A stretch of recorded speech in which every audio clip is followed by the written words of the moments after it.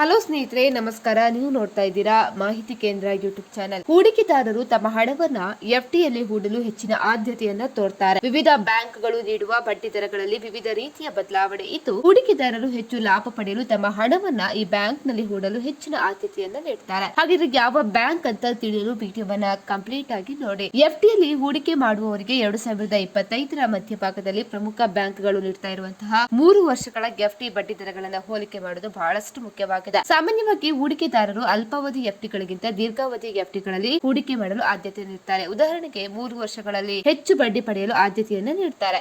ಹೀಗಾಗಿ ಹೂಡಿಕೆದಾರರು ಹೆಚ್ಚು ಲಾಭ ಪಡೆಯಲು ತಮ್ಮ ಹಣವನ್ನ 3 ವರ್ಷಗಳ ಎಫ್ಡಿಗಳಲ್ಲಿ ಹೂಡಿಕೆ ಮಾಡಲು ಆದ್ಯತೆ ನೀಡುತ್ತಾರೆ. ಅದರಲ್ಲಿ ಪ್ರಮುಖವಾಗಿ HDFC ಬ್ಯಾಂಕ್ ಸಾಮಾನ್ಯ ಠೇವಣಿದಾರರಿಗೆ ಇಲ್ಲಿ 6.45% ಮತ್ತು ಹಿರಿಯ ನಾಗರಿಕರಿಗೆ 6.95% ಬಡ್ಡಿ ದರ ಸಿಗಲಿದೆ. ಇನ್ನು ICICI ಬ್ಯಾಂಕ್ ಇಲ್ಲಿ ಸಾಮಾನ್ಯ ಠೇವಣಿದಾರರಿಗೆ 6.65 ಬಡ್ಡಿ ಮತ್ತು ಹಿರಿಯ ನಾಗರಿಕರಿಗೆ 7.1% ಬಡ್ಡಿ ಸಿಗಲಿದೆ. ಇನ್ನು ಕೋಟಕ್ ಮಹೀಂದ್ರಾ ಬ್ಯಾಂಕ್ ನಲ್ಲಿ ಸಾಮಾನ್ಯ ಠೇವಣಿದಾರರಿಗೆ 6.4% ಬಡ್ಡಿ, ಇನ್ನು ಹಿರಿಯ ನಾಗರಿಕರಿಗೆ 6.9% ಬಡ್ಡಿ ಸಿಗಲಿದೆ. ಇನ್ನು ಫೆಡರಲ್ ಬ್ಯಾಂಕ್ ನಲ್ಲಿ ಸಾಮಾನ್ಯ ಠೇವಣಿದಾರರಿಗೆ 6.4% ಬಡ್ಡಿ ಮತ್ತು ಹಿರಿಯ ನಾಗರಿಕರಿಗೆ 6.9% ಬಡ್ಡಿ ಸಿಗಲಿದೆ. ಇನ್ನು SBI ಯಲ್ಲಿ ಸಾಮಾನ್ಯ ಠೇವಣಿದಾರರಿಗೆ 6.3% ಬಡ್ಡಿ ಮತ್ತು ಹಿರಿಯ ನಾಗರಿಕರಿಗೆ 6.8% ಬಡ್ಡಿ ದರ ಸಿಗಲಿದೆ. ಇನ್ನು ಬ್ಯಾಂಕ್ ಆಫ್ ಬರೋಡಾದಲ್ಲಿ ಸಾಮಾನ್ಯ ಠೇವಣಿದಾರರಿಗೆ 6.5 ಬಡ್ಡಿ ಮತ್ತು ಹಿರಿಯ ನಾಗರಿಕರಿಗೆ 7% ಬಡ್ಡಿ ಸಿಗಲಿದೆ. ಇನ್ನು ಯೂನಿಯನ್ ಬ್ಯಾಂಕ್ ನಲ್ಲಿ ಸಾಮಾನ್ಯ ಠೇವಣಿದಾರರಿಗೆ 6.6% ಬಡ್ಡಿ ದರ ಮತ್ತು ಹಿರಿಯ ನಾಗರಿಕರಿಗೆ 7.1% ಬಡ್ಡಿ ದರ ಸಿಗಲಿದೆ. ಸೊ ಈ ದರಗಳು 2025ರ ಮಧ್ಯಭಾಗದಲ್ಲಿ ಜಾರಿಗೆ ಬಂದಿದ್ದು, ವಿಶೇಷವಾಗಿ ಹಿರಿಯ ನಾಗರಿಕರು ಹೆಚ್ಚುವರಿ ಬಡ್ಡಿ